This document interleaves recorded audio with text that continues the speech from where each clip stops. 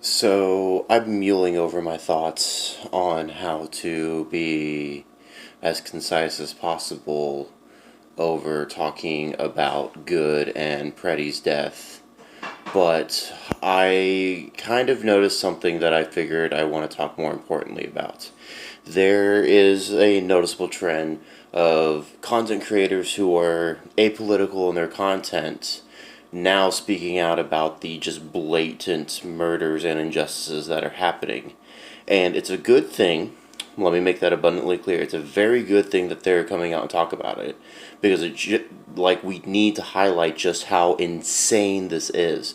But one thing I've noticed is the rise of people who are making content about this are also making it very clear that they either don't want to engage in any form of political discussion beyond just the obvious this is bad mentality and angle versus what led up to it, because they're either centrists or they just don't want to cover it on their channel. And I think not engaging, at least in a small form of this conversation, kind of like just in general as part of our culture and just social consciousness, like this has been the thing that has led us here. The unwillingness to have these conversations and just treat it as if we're talking about a blemish on someone's face. You know, this is a private matter. We don't really discuss it in a negative capacity.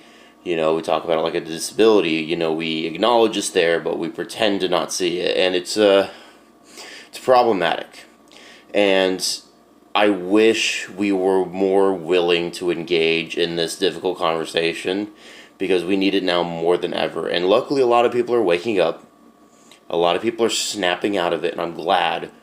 But like this has been in development long since before I was even born. You know. So we got to do what we can. That's why I want to talk more about these problems directly as they unfold and my stance on them. But I also want to see more people engaged in the critical conversation and the material dialectics of what's going on and what led us here. Those are just my 2 cents. Wanted to air them out. Stay safe, guys.